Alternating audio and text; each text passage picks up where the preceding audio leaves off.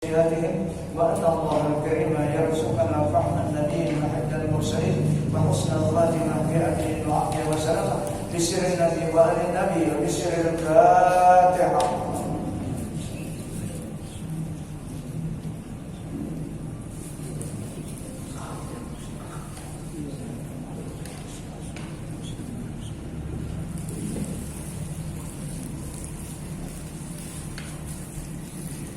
A'udzubillahi minasyaitonir rajim. Bismillahirrahmanirrahim.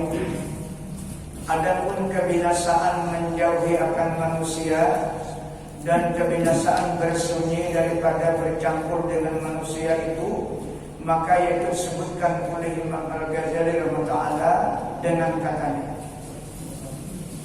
faqullu ma yustafadu minal mukhalaqati yaqutu bil uzlah wa fawatuhu min afatil uzlah. Fanzur ila qawaidil mukhalaqati wad dawa'i ilaiha ma hiya wa hiya at-ta'lim wa at-ta'allum wan naqu wal intifa' wat ta'dib wat ta'addub wal istisnas wal inas wa nail sawabi wa inadatuhu fil qiyam bil huquq wa i'tiyad tawadu'i wa istifadatu tajaribi min musyahadatil ahwal wal i'tibar ila. Jadi sini Imam Ghazali menjelaskan tentang kebinasaan berkumpul dan kebinasaan ujilah. Memang ada keduanya itu. Artinya dan tiap-tiap yang dapat faedah daripada bercampur dengan manusia itu, luput ia dengan sebab mencari akan manusia itu, maka luputnya ia itu kebinasaan menjauhi akan manusia dan kebinasaan bersunyi daripada bercampur dengan manusia. Dan segala faedah bercampur dengan manusia itu yaitu 7 perkara. Jadi manfaatnya bercampur itu memang luar biasa. Asal kita bercampur itu mengambil faedah, kan? Bukan tujuan dunia. Dan segala faedah bercampur dengan manusia itu yaitu 7 perkara. Mengajarkan ilmu dan belajar ilmu. Ya kita ini sudah. Ini bercampur nih. Faedahnya ada belajar, ada mengajar. Kadang awam mengajar bukan ada orangnya, dan anak belajar bukan ada gurunya, kadang awam. Nah itu faedah diantaranya bercampur. Artinya bercampur di sini mengambil manfaat untuk akhirat, kan? Bukan untuk tujuan dunia. Karena bila kita mengambil manfaat akhirat, dunia pasti dapat. Itu pasti sudah. Tapi bila kita mengejar dunia semata-mata, akhirat belum tentu. Bahkan dipastikan tidak dapat. Karena waswis dan percobaannya, rayuannya dunia itu besar, kan?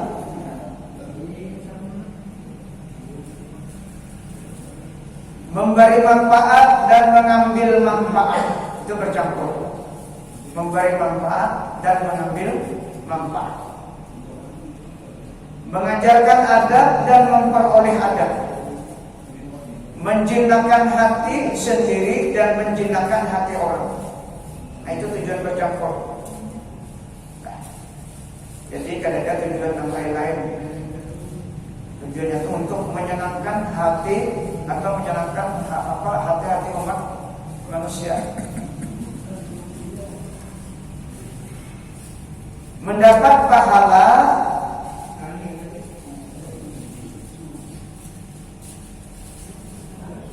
dan menghasilkannya bagi orang yang lain dengan mendirikan hak. Mengadapkan tawadhu, mengadapkan itu membiasakan kan. Kalau bercampur itu kan awal melatih tawadhu, mensaurakan itu bisa sombong.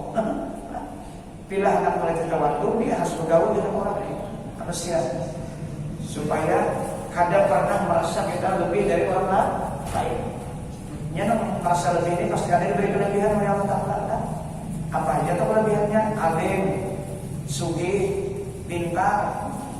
Itu cenderung sudah rayuan iblis untuk supaya sombong. Nah, itu yang kita coba dilatih di tengah manusia ini supaya jangan pernah merasa lebih dari orang lain.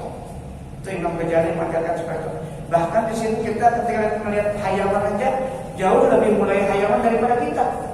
Kenapa? Hayawan itu ada berdosa. Kita mata berdosa, telinga berdosa, muntung berdosa.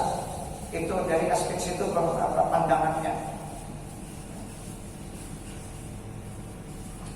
Karena tujuan terakhirnya hati lah. Yang dinilai Allah itu hati. Bila hati kita ada bisa, apapun ibadah kita tidak akan bakal bisa sampai ke jalan Allah Subhanahu wa Ta'ala. Artinya kita harus menggunakan sifatnya. Karena kembali kepada itu sifatnya bukan diri kita ini. Mungkin kita ada bakalan ke sana.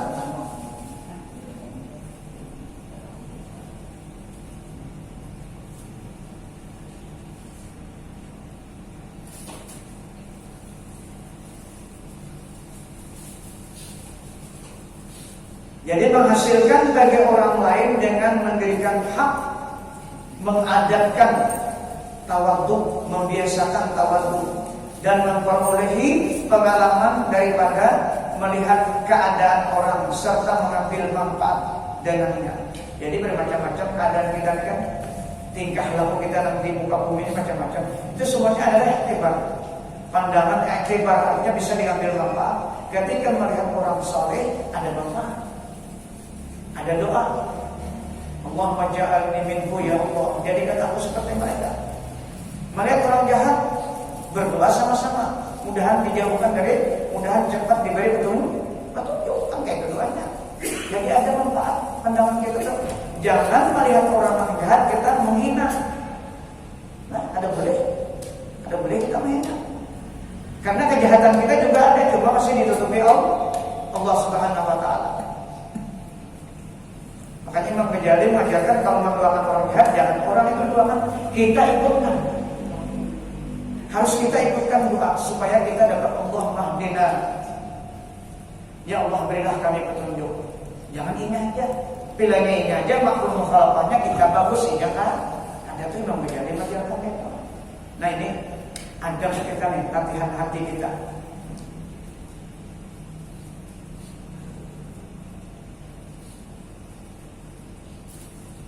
Pertama, faedah bercampur dengan manusia itu mengajarkan ilmu dan belajar ilmu.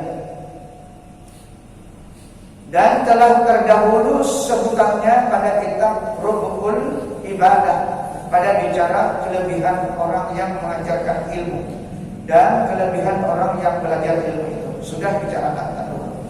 Yaitu terlebih afdal ibadah yang di dalam dunia ini. Nah, jadi menjadi paling afdal ibadah itu adalah belajar. Belajar ilmu tauhid, syariat, fikih dan tasawuf. Sebab kalau ada ilmu ibadah kan diterima. Jadi ilmu dulu apa aja yang digawe itu anak berangkat haji kan supaya ilmunya dulu dikaji. Jadi ilmu itu pada dulu.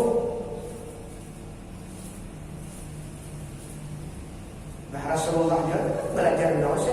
Ketika turun ayat Iqra yang pertama itu baca Iqra ya Muhammad bin Jibril. Ma'ana biqari. Karena bisa membaca sih. Nah itu isyarat belajar. Jadi termasuk apa yang paling afdal belajar ilmu. Dan tiada dapat kelebihan yang demikian itu belajar melainkan dengan bercampur dengan manusia. Ada kawan selama belajar baca Quran selama banyak belajar, ada kawan. Atau belajar di kaset, ada kawan juga. Kaset itu kan bisa menabur kita itu. Mun hanya mendengar aja, kita baca kaset itu mendengar supaya tunjuk aja. Tapi ketika belajar ada kawan, ini kan menabur kita akan salah. Nah jadi harus guru belajar. Apa aja tuh bidang masing-masing.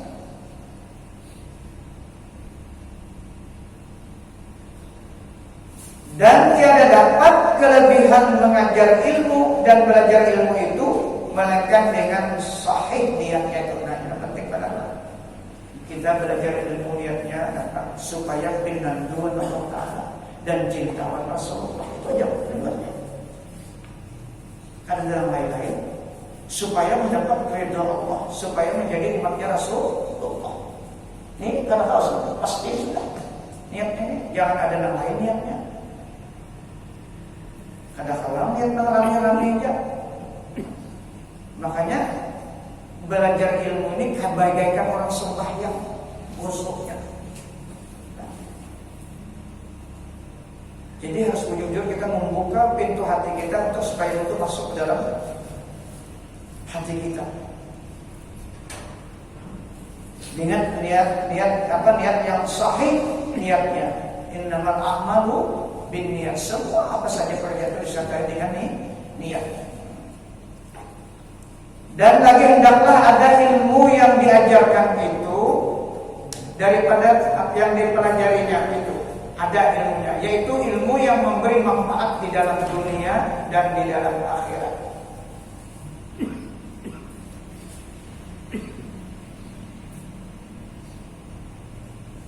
Seperti yang tersebut dahulu itu.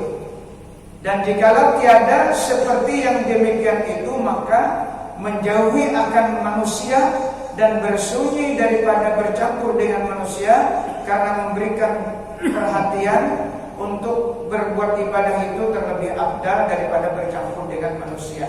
Berarti ada ilmu nomor 4. Nah, Nabi itu ada pernah berdoa Allah. Nabi sini Allahumma inni a'udzubika min ilmin la yanfa'. Nah, Nabi itu mengajari, aku berlindung dari Nabi dari ilmu yang tidak bermanfaat. Bermanfaat apa yang bermanfaat?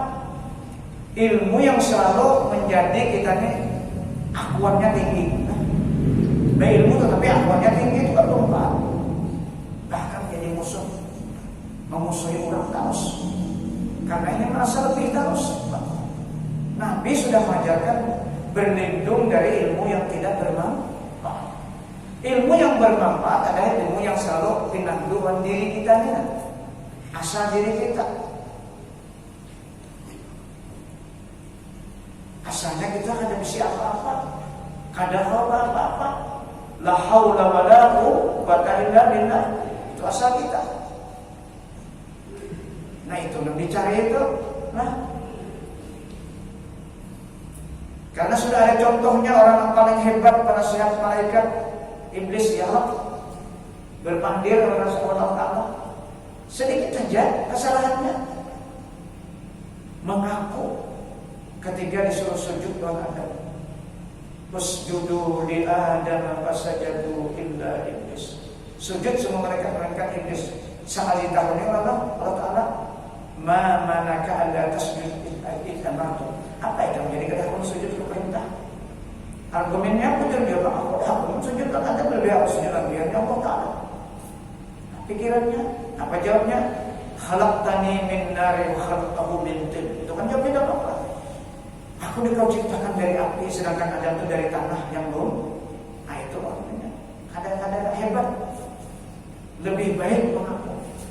Nah, pada saat kita ada akuan seperti itu, maka sifat itu masuk ke kita. Gugur ibadah kita semuanya. Sebagaimana iblis diusir dari rahmat Allah Subhanahu wa Ta'ala.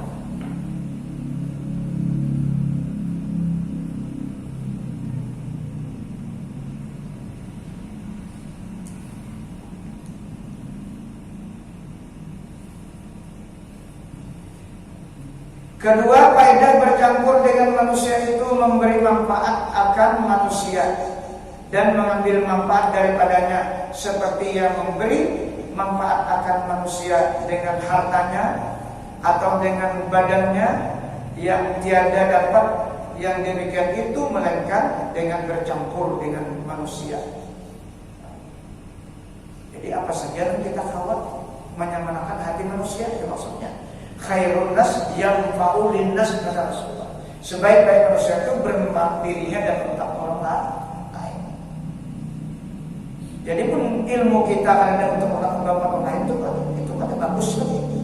Atau harta kita ada kawan untuk orang lain di sini, maksudnya keluarga yang dekat. Inilah supaya dipahami hadis ini lah. Keluarga yang dekat itu yang dinyatakan oleh Allah dan dinyatakan oleh Rasulullah. Khairun nas anfa'ul nas, bermanfaat untuk dirinya dan orang lain, yakni keluarga yang dekat. Ini yang jarang kita bahas, masalah keluarga. Nah, ini yang dikatakan oleh Allah dalam Al-Quran dua surah Bani Israil dan surah Rum tentang kita berbuat baik kepada manusia. Setelah habis keluarga, tiba ke bapak dan ke mama, baru kepada orang lain, jiran tetangga. Ini jarang diungkap. Ya, kebaikan kita tuh kadang-kadang orang lain yang jauh. Nah, kawan-kawan yang dekat, kan tapi tahirannya la yaqbalu sadaqatahu, kata Rasulullah, tidak akan diterima sedekahnya kebaikan apapun kepada orang lain sebentar ia tahun keluarga yang dekat, Allah tidak akan menerima kebaikannya itu. Itu pernyataan Rasulullah dalam kitab Al-Qasidiyah bab Jul Arham. Dalam Al-Quran, wa atijal qurba haqqahu wal miskin wa ibnas sabil wa la tubadzir tabdzira innal mubadzirina kanu ikhwana syaitan. Sehingga Allah mensifatkan orang-orang yang tidak paham itu seperti sifatnya syaitan. Itu dalam Al-Quran.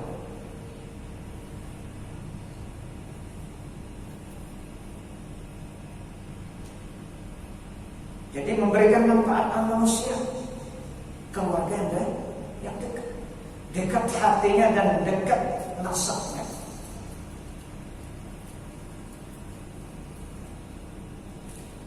Dan adalah yang demikian itu terlebih besar pahalanya daripada duduk bersunyi daripada manusia dengan berbuat ibadah yang sunat yang dikerjakan oleh orang yang abid, yang dibangsakan kepada zahir badannya, sembahyang sunat,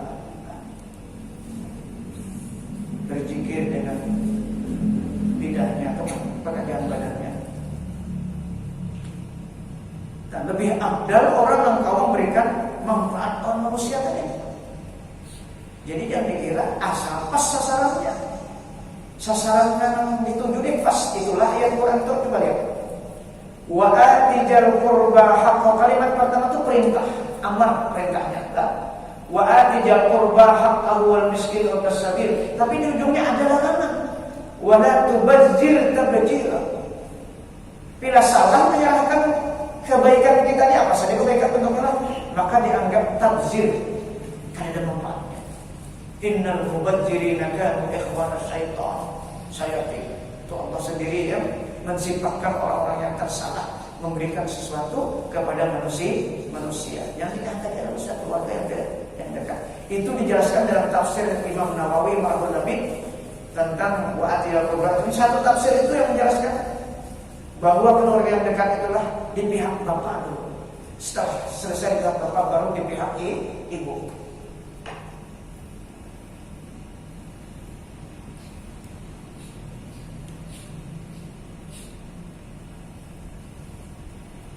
Tetapi jika ia bersunyi diri dengan masyghul dengan ibadah yang menyukakan hati dan mensucikan akan dia hati seperti yang masyghul dengan ibadah jalan amal dengan hati. Nah, inilah ulang saja. Kalau orang ini beribadah tentang tafakkur, ulang. Tadi kan beribadah seperti memberikan manfaat kepada manusia, itu lebih abdal daripada ibadah sunnah. Nah, kita berzikir di rumah. Tapi kita kalau memberikan ibadah yang bermanfaat kepada manusia, berusaha artinya, atau memberikan ilmu pengetahuan kepada manusia, itu lebih abdal. Adapun yang ini, kata Imam Ghazali,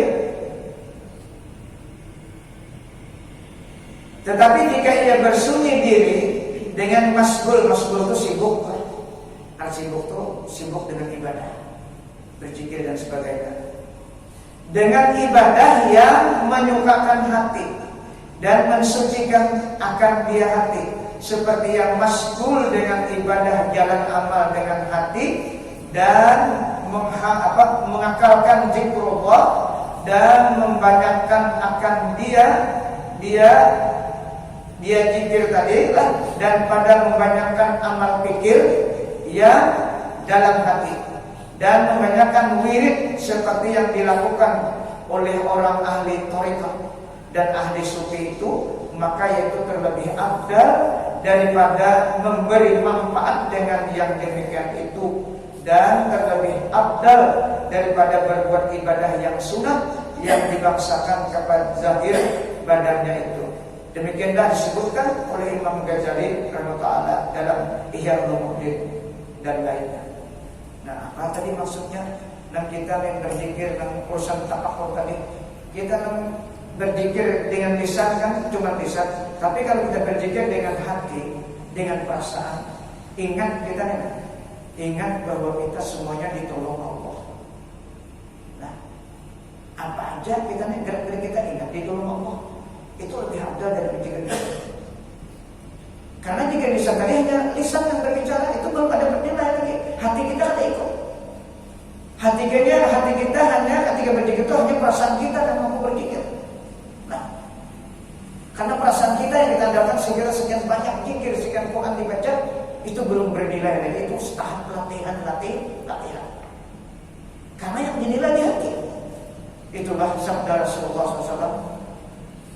Abdalu imanil mar'i ay ya'lama anna Allah ma'ahu haitsu kana. Seabdal iman seseorang itu dia yakin bahwa Allah itu bersama terus dimanapun dia berada. Dia yakin setiap gerak-gerik selalu Allah yang memperlakukan dirinya. Itu makam ihsan. Antak buddha ka'annaka tarah. Engkau beribadah kepada Allah seakan-akan melihat Allah. Fa in lam takun tarah fa innahu yarah. Bila ada kawajah itu jarak Nabi, maka yakinkan Allah selalu beserta kamu. Nah, kita kan mengatakan Allah selalu beserta kita ini memang berat. Kalau pada latihan, kita tuh jangan ingat. Apalagi waktu sehat, duit banyak, ada ingat Allah Ta'ala. Itulah yang mempelajari ibadah yang paling afdal. Karena apa, kita selalu memakai atau menggunakan sifat Allah dalam kehidupan kita. Ada kita, ya, sifat Allah yang kita gunakan. Sifat Allah kalau kita ada berapa? Ada 7. Sifat adil, qudrat, iradat, ilmu, hayat, sama, basar, kalam. Basar ya ada kita tuh. Qudrat, mulai dari rumah tadi ke sini kalau kamu berjalan, kudratornya ada kemampuan. Kemudian iradat, ada kehendak kalau tadi. Kehendak nama untuk kebaikan, hadir ke majelis karena ada manfaat. Hendak kalau tahu. Nah, ilmu embah di majelis, tahu beberapa macam ilmu pengetahuan. Hayat, hidup kita, dihidupkan Allah kita. Sama mendengar kita didengarkan Allah. Basar melihat kita diperlihatkan Allah. Kalam berpendir terus kita. Kalau berpendir karena dipandirkan Allah.